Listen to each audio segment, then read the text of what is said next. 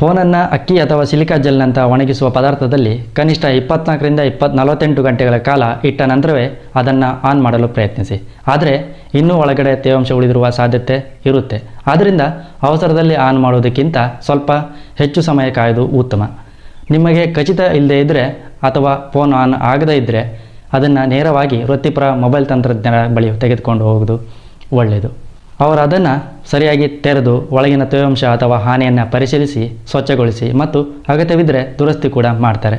ಇದು ಫೋನ್ನ ದೀರ್ಘಕಾಲೀನ ಬಾಳಿಕೆಗೆ ಸಹಾಯ ಮಾಡುತ್ತೆ. ಹಾಯ್, ನಮಸ್ಕಾರ. ಕವನ ಸಂಚಿಕೆ ಸ್ವಾಗತ. ನಾನು ಪ್ರಸಾದ್. ಇಂದಿನ ಕಾಲದಲ್ಲಿ ಮೊಬೈಲ್ ಫೋನ್ ನಮ್ಮ ದೈನಂದಿನ ಬದುಕಿನ ಅವಿಭಾಜ್ಯ ಭಾಗವಾಗಿದೆ. ಆದರೆ ಯಾಕೋ ಒಂದು ಕ್ಷಣದ ಅಜಾರೂಕತೆ ಅಥವಾ ಅವಘಡದಿಂದ ಅದು ನೀರಿನಲ್ಲಿ ಬಿದ್ದರೆ ಆ ಹೊತ್ತಿನಲ್ಲಿ ಏನು ಮಾಡಬೇಕು ಎಂಬ ಗೊಂದಲದಲ್ಲಿ ನಾವೆಲ್ಲರೂ ಸಿಲುಕಬಹುದು. ನೀರಿನಲ್ಲಿ ಬಿದ್ದ ತಕ್ಷಣ ಅದನ್ನು ತಪ್ಪಾಗಿ ಹಿಡಿದರೆ ಶಾರ್ಟ್ ಸರ್ಕ್ಯೂಟ್ ಕೂಡ ಆಗ್ಬೋದು. ನಿಮ್ಮ ಡೇಟಾ ನಷ್ಟವಾಗಬಹುದು ಅಥವಾ ಫೋನ್ ಪೂರ್ಣವಾಗಿ ಕೆಲಸ ಮಾಡುವುದನ್ನೇ ನಿಲ್ಲಿಸ್ಬೋದು. ಆದರೆ ಚಿಂತೆ ಬೇಡ, ನೀರಿನಲ್ಲಿ ಬಿದ್ದ ಫೋನನ್ನು ಸರಿಪಡಿಸಬಹುದಾದ ಸಾಧ್ಯತೆ ಖಂಡಿತ ಇದೆ. ಬದಲಾಗಿ ನೀವು ಸರಿಯಾದ ಕ್ರಮ ತೆಗೆದುಕೊಳ್ಬೇಕು. ಬನ್ನಿ, ಈ ವಿಡಿಯೋದಲ್ಲಿ ಮೊಬೈಲ್ ನೀರಿನಲ್ಲಿ ಬಿದ್ದಾಗ ನೀವು ತಕ್ಷಣ ಮಾಡಬೇಕಾದ ಅತಿ ಮುಖ್ಯವಾದದ್ದನ್ನು ಹೇಳಿದ್ದೇನೆ. ಇದರಿಂದ ನಿಮ್ಮ ಮೊಬೈಲ್ ಕೊಂಚ ಮಟ್ಟಿಗೆ ಅಪಾಯದಿಂದ ಪಾರಾಗಬಹುದು. ಬನ್ನಿ ಇದೀಗ ಶುರು ಮಾಡೋಣ. ಮೊಬೈಲ್ ಫೋನ್ ನೀರಿಗೆ ಬಿದ್ದ ತಕ್ಷಣ ಅದನ್ನು ಹೊರತೆಗೆಯುವುದು ಬಹಳ ಮುಖ್ಯ. ನೀರು ಫೋನಿನ ಸೂಕ್ಷ್ಮ ಆಂತರಿಕ ಭಾಗಗಳಿಗೆ ಬೇಗನೆ ತೂರಿಕೊಳ್ಳುತ್ತೆ. ಫೋನ್ ನೀರಿನಲ್ಲಿ ಹೆಚ್ಚು ಸಮಯ ಇದ್ದಷ್ಟು ಶಾರ್ಟ್ ಸರ್ಕ್ಯೂಟ್ ಆಗುವ ಮತ್ತು ತುಕ್ಕು ಹಿಡಿಯುವ ಅಪಾಯ ಹೆಚ್ಚಿರುತ್ತೆ. ಇದರಿಂದ ಮದರ್ ಬೋರ್ಡ್, ಬ್ಯಾಟರಿ ಮತ್ತು ಇತರ ಎಲೆಕ್ಟ್ರಾನಿಕ್ ಭಾಗಗಳು ಶಾಶ್ವತವಾಗಿ ಹಾಳಾಗಬಹುದು. ಆದ್ದರಿಂದ ಹೆಚ್ಚಿನ ಹಾನಿಯನ್ನು ತಪ್ಪಿಸಲು ತಕ್ಷಣವೇ ಫೋನನ್ನು ನೀರಿನಿಂದ ಹೊರತೆಗೆಯುವುದು ಅತ್ಯಗತ್ಯ. ನೀರಿನಿಂದ ಹೊರತೆಗೆದ ತಕ್ಷಣ ಮೊಬೈಲ್ ಫೋನನ್ನು ಆಫ್ ಮಾಡುವುದು ಅತ್ಯಗತ್ಯ. ನೀರು ವಿದ್ಯುತ್ ವಾಹಕ ಆಗಿರುವುದರಿಂದ ಫೋನ್ ಚಾಲನೆಯಲ್ಲಿದ್ದರೆ ಒಳಗಿನ ಸರ್ಕ್ಯೂಟ್ಗಳ ಮೂಲಕ ವಿದ್ಯುತ್ ಹರಿಯುತ್ತೆ. ತೇವಾಂಶವುಳ್ಳ ಸರ್ಕ್ಯೂಟ್ಗಳಲ್ಲಿ ವಿದ್ಯುತ್ ಹರಿದಾಗ ಶಾರ್ಟ್ ಸರ್ಕ್ಯೂಟ್ ಉಂಟಾಗುವ ಅಪಾಯ ಹೆಚ್ಚಿರುತ್ತೆ. ಶಾರ್ಟ್ ಸರ್ಕ್ಯೂಟ್ ಆದರೆ ಫೋನಿನ ಮದರ್ ಬೋರ್ಡ್ನಂಥ ಪ್ರಮುಖ ಭಾಗಗಳು ಶಾಶ್ವತವಾಗಿ ಹಾನಿಗೊಳಗಬಹುದು. ಆದ್ದರಿಂದ ಫೋನನ್ನು ತಕ್ಷಣ ಆಫ್ ಮಾಡುವುದರಿಂದ ವಿದ್ಯುತ್ ಹರಿವನ್ನು ನಿಲ್ಲಿಸಿ ಶಾರ್ಟ್ ಸರ್ಕ್ಯೂಟ್ನಿಂದ ಆಗುವ ತೀವ್ರ ಹಾನಿಯನ್ನು ತಡಿಬಹುದು. ಮೊಬೈಲ್ ಫೋನನ್ನು ಆಫ್ ಮಾಡಿದ ನಂತರ ತಕ್ಷಣವೇ ಸಿಮ್ ಕಾರ್ಡ್ ಮತ್ತು ಮೆಮೊರಿ ಕಾರ್ಡನ್ನು ಹೊರತೆಗೆಯಿರಿ. ಈ ಕಾರ್ಡ್ಗಳಲ್ಲಿ ನಿಮ್ಮ ಪ್ರಮುಖ ಸಂಪರ್ಕಗಳು, ಫೋಟೋಗಳು ಮತ್ತು ಇತರ ಡೇಟಾ ಸಂಗ್ರಹವಾಗಿರ್ಬೋದು. ಅವುಗಳನ್ನು ನೀರಿನ ಹಾನಿಯಿಂದ ರಕ್ಷಿಸುವುದು ಮುಖ್ಯವಾಗಿರುತ್ತೆ. ಕಾರ್ಡ್ಗಳನ್ನು ತೆಗೆಯುವುದರಿಂದ ಫೋನ್ನ ಒಳಗಿನ ಸ್ಲಾಟ್ಗಳು ಗಾಳಿಗೆ ತೆರೆದುಕೊಳ್ಳುತ್ತವೆ. ಇದು ಫೋನ್ ಬೇಗನೆ ಒಣಗಲು ಸಹಾಯ ಮಾಡುತ್ತೆ. ತೆಗೆದಿಟ್ಟ ಕಾರ್ಡ್ಗಳನ್ನು ಮೃದುವಾದ ಬಟ್ಟೆಯಿಂದ ನಿಧಾನವಾಗಿ ಒರೆಸಿ ಸುರಕ್ಷಿತವಾದ ಮತ್ತು ಒಣಗಿರುವ ಸ್ಥಳದಲ್ಲಿ ಇಡಿ. ಫೋನ್ ಸಂಪೂರ್ಣವಾಗಿ ಒಣಗಿದ ನಂತರವೇ ಅವುಗಳನ್ನು ಮರಳಿ ಹಾಕಿ. ಸಿಮ್ ಮತ್ತು ಮೆಮೊರಿ ಕಾರ್ಡ್ಗಳನ್ನು ತೆಗೆದ ನಂತರ ಮೊಬೈಲ್ ಫೋನ್ನ ಹೊರಭಾಗವನ್ನು ಸಂಪೂರ್ಣವಾಗಿ ಒರೆಸುವುದು ಮುಂದಿನ ಹಂತ. ಇದಕ್ಕಾಗಿ ಮೃದುವಾದ ಒಣ ಟವೆಲ್ ಅಥವಾ ಟಿಶ್ಯೂ ಪೇಪರ್ ಬಳಸಬಹುದು. ಫೋನ್ನ ಮೇಲ್ಮೈ ಪರದೆ ಮತ್ತು ಹಿಂಭಾಗದಲ್ಲಿರುವ ನೀರನ್ನು ನಿಧಾನವಾಗಿ ಒರೆಸಿ ತೆಗೆಯಿರಿ. ಹೀಗೆ ಮಾಡುವುದರಿಂದ ಹೊರಗಿರುವ ನೀರು ಚಾರ್ಜಿಂಗ್ ಪೋರ್ಟ್, ಸ್ಪೀಕರ್ ಗ್ರಿಲ್ ಅಥವಾ ಬಟನ್ಗಳ ಸಂದುಗಳ ಮೂಲಕ ಒಳಗೆ ಹೀರಿಕೊಳ್ಳುವುದನ್ನು ತಡಿಬಹುದು. ನೀರಿಗೆ ಬಿದ್ದ ಮೊಬೈಲನ್ನು ಅಲುಗಾಡಿಸುವುದು ಅಥವಾ ಜೋರಾಗಿ ಶೇಕ್ ಮಾಡುವುದು ಒಳ್ಳೆಯದಲ್ಲ. ಹೀಗೆ ಮಾಡಿದರೆ ಫೋನ್ನ ಹೊರಗಿನ ಭಾಗಗಳಲ್ಲಿ ಅಥವಾ ಚಾರ್ಜಿಂಗ್ ಪೋರ್ಟ್, ಸ್ಪೀಕರ್ ಗ್ರಿಲ್ನಂಥ ಸಂದುಗಳಲ್ಲಿ ಸಿಲುಕಿರುವ ನೀರಿನ ಹನಿಗಳು ಇನ್ನಷ್ಟು ಒಳಗೆ ಹೋಗ್ಬೋದು. ಈ ನೀರು ಸೂಕ್ಷ್ಮವಾದ ಆಂತರಿಕ ಸರ್ಕ್ಯೂಟ್ಗಳು ಮತ್ತು ಮದರ್ ಬೋರ್ಡನ್ನು ತಲುಪುವ ಸಾಧ್ಯತೆ ಇನ್ನೂ ಹೆಚ್ಚಿರುತ್ತೆ. ಇದು ಶಾರ್ಟ್ ಸರ್ಕ್ಯೂಟ್ ಮತ್ತು ತುಕ್ಕು ಹಿಡಿಯುವ ಪ್ರತಿಕ್ರಿಯೆಯನ್ನು ವೇಗಗೊಳಿಸಿ ಫೋನ್ಗೆ ಹೆಚ್ಚಿನ ಹಾನಿ ಉಂಟು ಮಾಡುತ್ತೆ. ಆದ್ದರಿಂದ ನೀರನ್ನು ಹೊರತೆಗೆಯಲು ಶೇಕ್ ಮಾಡುವ ಬದಲು ನಿಧಾನವಾಗಿ ಹೊರೆಸಿ.